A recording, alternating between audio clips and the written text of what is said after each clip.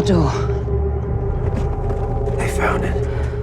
Hey Westworld fans, welcome to this finale breakdown. Now I'm sure maybe some of you are wondering what the heck happened in some parts of this episode. I'm going to try and do my best to break this down, give my natural kind of review on it, but also try and answer some of those questions that you just might be dying to know the answer for. This episode was extremely long as well, so there's a lot to talk about, especially that after credit scene though. I think I'm gonna have to make a separate video on that, and honestly the season is over now, so all we can do is speculate and try and break down what the hell happened. But anyway guys, if you want to see more Westworld videos, obviously in the off season until season 3, whether we get that next year or not, be sure to subscribe to this channel for more Westworld content just like this. So the beginning of the episode, we saw Dolores hugging Teddy's body from that heartbreaking ending to the previous episode. I just love how she collected the bullet that was ingrained on the side of Teddy's control unit or core unit, whatever you want to call it. And this will tie into William when he fires his gun later on, and we'll talk about that, don't worry. But this just leads us to when we see Dolores when she finds William from the end of last episode,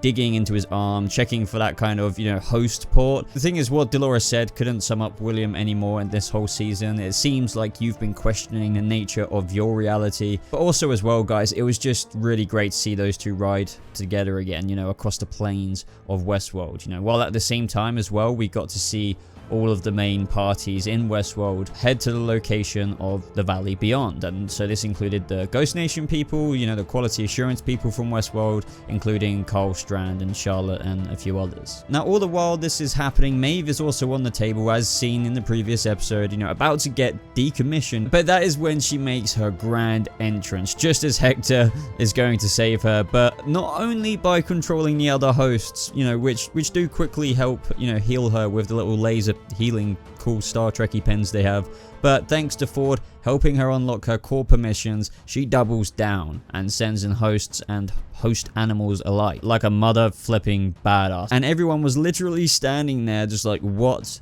the F? This just was so cool. It was also really fun to see when Dolores and William came across Bernard, who was also trapped by that QA team from Westworld, and they more or less came to the rescue. But the most fascinating part was when Dolores said to William, this is somebody you've spent years looking for, because after all, William has never met Arnold. That was before his time, even when we saw the flashbacks in season 1. And that's when we heard Dolores kind of talk a little bit about how she built a faithful recreation, but almost too faithful, because Bernard in the recreation ended up trying to kill himself a few times, and we'll talk about that a little bit later. So essentially she just kind of had to edit him and change him from Arnold into Bernard. Now this is when William's hand practically blows off. I did not expect that, and I think that this may have been a few fingers, not like actually a whole hand. God knows, it was quite a mess. But what I love about this part is that it makes the viewer toy kind of with the question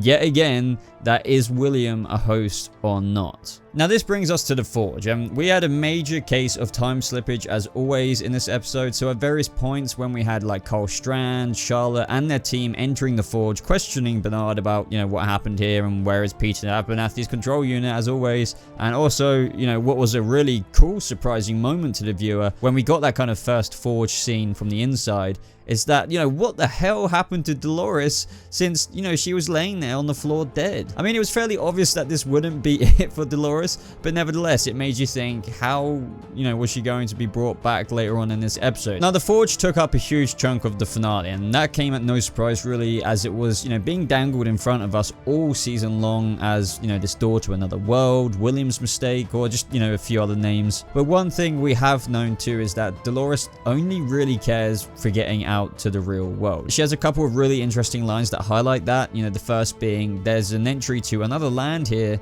that's not the land I'm interested in. And her justification for that is that no world they create for us can compete with the real one. For that which is real is irreplaceable. So it's really interesting to see how a lot of the awakened hosts, even saw the paradise that Bernard actually created for them was something that they really wanted, a place for them to exist outside the confines of Westworld. But in Dolores' own words, this heaven-like place is still just one more gilded cage. And to be honest, it is kind of true. It is kind of nice that the hosts have this place to go to, which we found out Bernard made for them, but it's like, you know, I agree with what Dolores said, for which is real is irreplaceable. So during the time in the Forge brought a lot of the episode's main, how do I put it, like splendor? Is that a good word to use? Dolores brought Bernard and herself into this kind of like baseline code of the park, or like, you know, the Forge's code, and it showed us many things, much of what was initially, you know, to do with James Delos, or like kind of revolved around him. We got an explanation from Bernard and how what we were seeing of this crazy James Delos, who was just shooting hosts for fun, was one of the system's many attempts to just replicate him. And also interestingly explained how they also saw this in hosts initially, and how, you know, small changes in their programming would yield large swings in behaviors. And what was friggin' James Delos doing? Literally telling people to run and then shooting them down. But when the system like began to recreate this party with Logan, I was really happy to see him again. I really liked the actor. We saw him from the trailer last week for this episode, but he had a much larger role than what I was expecting, because, you know, he was actually the system itself, just portraying itself through Logan to Dolores and Bernard. But also the system pointed out how he was everyone else in this kind of programming situation at the same time. It was so cool hearing how the system had generated over 18 million versions of James Delos, and also just the moment that defined this whole thing with Logan in the episode was just that really sad moment between Logan and his father, where, you know, he was just a dick to Logan, where he was just confessing that he was already at the bottom. He was just asking for his father's help, and it was just horrible rehash seeing those last moments of actually what built up to Logan's death. We heard he committed suicide a long time ago, but it was nice to, and bittersweet at the same time, to see the exact event which kind of led up to that, because he actually ended up ODing 6 months after that very event. So I thought he did a great job in this episode. So we went on to learn how the system even recreated every single guest in the park. Now that makes sense if you think about it, due to the data that was in the Forge, and the Forge had all the guest data throughout the years. I think it was over 4 million, correct me if I'm wrong.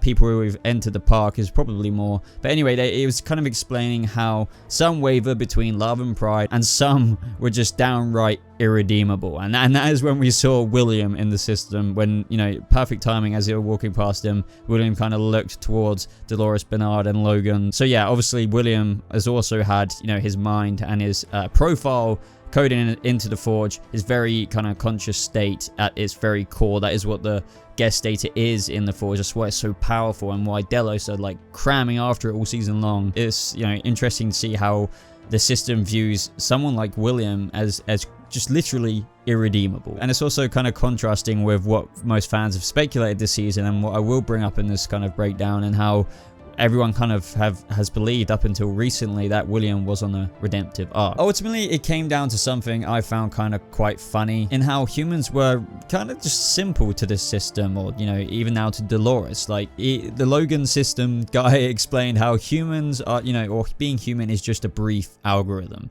And there was actually this whole entire library where, you know, there's all these books on the shelf, and the library was a complete understanding of how these individuals work, because there was only like a few thousand line of code or whatever, you know, a few thousand pages in the book that summed up a person, because they're predictable. And that was the Forge, like that whole entire library. Now, Dolores couldn't read them all, but she did say that she read enough to understand, you know, understand enough, or to predict enough about people and understand humanity to help aid her for when she is outside. Now, maybe in between the scenes, and, you know, since this was her injected into the Forge, you could argue, you know, we saw how slow she was reading one of those books. She kept opening and closing them, but in between scenes, use a bit of kind of comic booky kind of logic. She you know, probably like scrambled with her code with the Forge's code to read loads of them at once, kind of thing, but not quite all of them. But I don't know if you guys noticed this, one of the books that she picked out was Carl Strand's book as well. This was kind of a hint for what would maybe happen later on in the episode, which would aid her in completely understanding his predictability for that moment when, you know, she kind of screwed him over, which was amazing, but we'll get to that. So going back to the Valley Beyond, I mean, it was ultimately Bernard who offered a place for those hosts to live. And this is kind of where, as a viewer, we all kind of understood how the Valley Beyond at the beginning of the season, when the kind of pond or the lake came to be, it began to make sense to us. So where they would enter the doorway, their bodies would be left behind, but their code or their mind would pass through. Only hosts could see it though, since it was very, very clearly pointed out by the two texts that we've seen since season 1. Now, at the same time of this happening, guys, we had some other awesome awesome action-packed moments in the episode. First, I want to talk about how Sizemore sacrificed himself though for Maeve. So this was a really sad moment, and it was a really good character development all season long, which led to this kind of really bittersweet moment where just as he kind of earned himself practically amongst people like Maeve, maybe kind of Hector, he got himself killed. Now, it was cool to see how Hector was about to go, and Sizemore was just like, no, this is my speech, and ended up saying, you know, the rest of it from the narrative lines that he designed for Hector. But the thing is, guys, I don't know if this bothered anyone, as beautiful as this moment was, he was offered to live. The QA people were like, please sir, don't do this, blah blah blah, but he kept going. So he could have lived without having to fire again, or, you know, just go out quite boldly, which, you know, ended up with him getting sprayed with a few more bullets.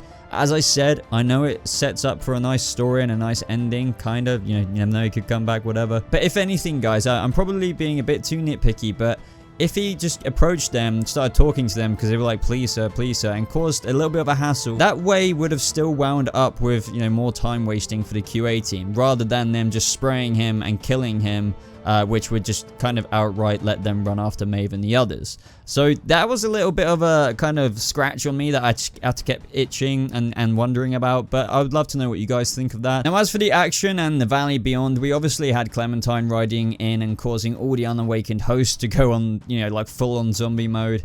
We saw that Maeve actually did reunite with her daughter, which was wonderful. I mean, even though she is in this kind of new narrative with a new mother, like just kind of how we got explained with the Akashata, I think is, you know, that episode, the Ghost Nation episode, how they get replaced, new mother replacing Maeve. She used her kind of new force powers to kind of awaken like her daughter's mind or a memory, to give her like a memory of the previous narrative with Maeve. And, you know, it ended with her saying, my heart will go with you. So that was a lovely ending to this season-long story with Maeve. But this is when shit got real. And Maeve, after holding off the hosts while Akashata secured her daughter in the Valley Beyond, you know, because he was swearing that he would make sure her daughter was safe, she was like sprayed a few times and she died with a smile on her face. Now, this doesn't mean her control unit is gone. You know, it could literally be plucked out. And we got teased with that by the two techs, you know, the two guys who have been very much so involved with Maeve.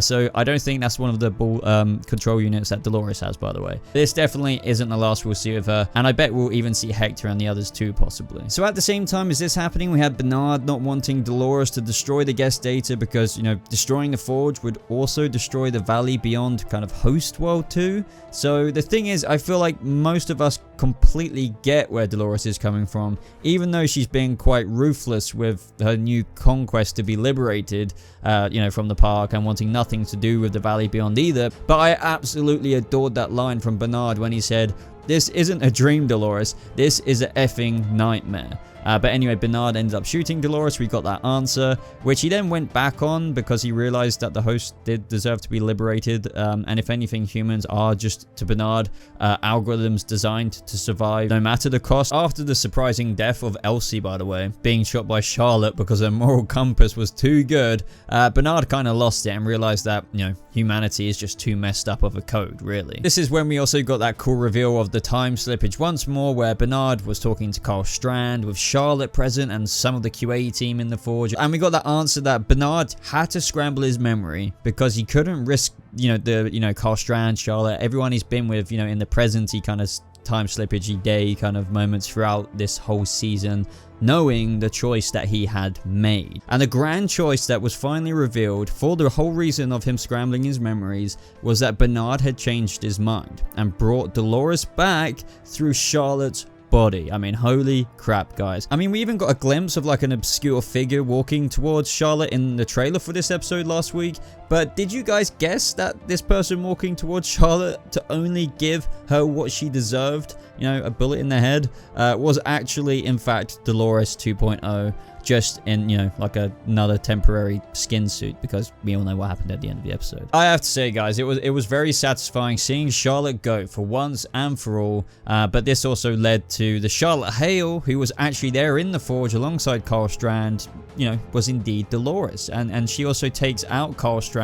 And I think Dolores earlier on, you know, during her time in the Forge, when I mentioned earlier in this breakdown, you know, when she read Carl Strand's base code, if you will. So she kind of knew what could go wrong, what may go wrong, or the predictability of Carl Strand while she was pretending to be Charlotte Hale. We also learned that Dolores changed her mind, which was pretty cool, you know, to not let the hosts who entered the Valley Beyond server, if you will, to just perish. So she rerouted the satellite's path to not go to the Delos satellite, but to a different location. So right now, all of these hosts in the Valley Beyond are in a safe location on a different server, which only Dolores knows the location to. And a nice thing we also learned as well, guys, was that Teddy made it to the Valley Beyond. And I'm sure all of these hosts, guys, or certain characters in particular who are currently chilling in the Valley Beyond, will be plucked out of it next season. Like Teddy, for instance, you know, through copying his baseline code into a brand new control unit, then making the body, and then, you know, out pops Teddy. Right now, all we did see at the end of the episode in the real world, I believe, was just a host maker and not actually a control unit maker, which we have seen throughout this season. If you remember when Ford got Bernard to make the control unit for Ford, we haven't seen one of those, so we'll have to wait and see how Dolores can perhaps get access to one of those out in the real world, because, you know, that's where she ended up through the disguise of wearing Charlotte Hale's skin suit. I also thought it was a beautiful scene between, you know, one's two partners, where, you know, the last we saw of Ford was him, you know, actually talking about, I believe, like the edge line of the sea or something, or the line between the waves at the very edge, and perhaps that will be a place where maybe they will meet again. I'm sure we will see Robert Ford again next season in one way or another. I love how Ashley Stubbs essentially, guys, let her go. So what he did at first was it kind of explained, you know, why Ford hired him to essentially look out for the hosts in the park. He was really like looking into Charlotte's, you know, Dolores's eyes at this point. And I think a lot of people are thinking that maybe like at this point Stubbs was indeed a host, or something like that, but he wasn't. He isn't. He's a normal guy, but he knew that this wasn't the real Charlotte Hale. Now, as to whether he knows it was Dolores in disguise, that is yet to be revealed, but he definitely knew that something was up and let, you know, this host go in his mind anyway. And that's why we also saw that cheeky smile on Dolores's face that, you know, she gave to Ashley Stubbs before she got on that boat to sail away. We also saw Dolores leave with a few other control units to revive, you know, out there in the world, which, you know, I briefly mentioned earlier. So give me your best guesses as to who you think, you know, she gathered before she left the park for once and for all. And William may have actually indeed killed his real daughter at the time in last episode. The fact that last episode Emily wanted revenge for why her mother committed suicide and wanted to expose what her father had done. Basically everything that was explained towards the end of last episode seemed pretty genuine to me, so that's why I think that William may have actually indeed killed the real Emily. This practically takes us to the near end of the episode where Dolores was waking up Bernard in the real world. This is where we saw the host maker, but as I mentioned before, we didn't see a control unit maker, so it does seem that Dolores at this current point in time can only bring back the current control units that we saw her take in her bag. So the good thing is we saw the real Dolores again, and we also saw the Charlotte Hale skin suit, which makes sense because she'd need to keep up appearances, and, you know, she'd be very useful next season on Dolores's side, that skin suit of Charlotte Hale. But what I'm dying to know is which host is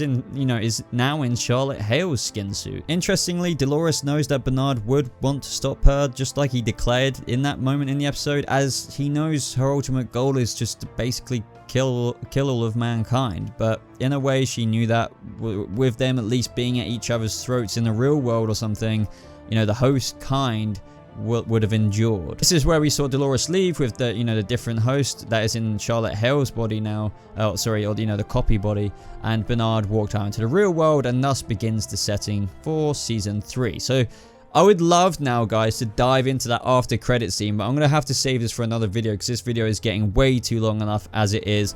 All I will say is that, you know, William was in the forge. You know, his daughter Emily was saying, as the last question was, to verify his fidelity. Everyone at that moment was like, oh my god, like, William is indeed a functioning human mind in a host body. They made it work. more or less, kinda. Let me know your thoughts regardless about this scene. But anyway, everybody, I hope you enjoyed my breakdown and slash my review slash my explanation of certain things that may have been ticking of your brain. I thought this episode was remarkable. Be sure to subscribe if you did get this far in the video for more Westworld videos, and I really appreciate a like if you did enjoy it. Other than that, guys, links are in my description. Be sure to expand the description box. But I'm gonna have to go now, guys, edit this video, and God, get to making that William one in the Forge, because that is what we're all extremely excited about for next season as well. So anyway, guys, thank you so much for watching. I hope you have a lovely rest of your day, and I'll see you in the next video. Goodbye.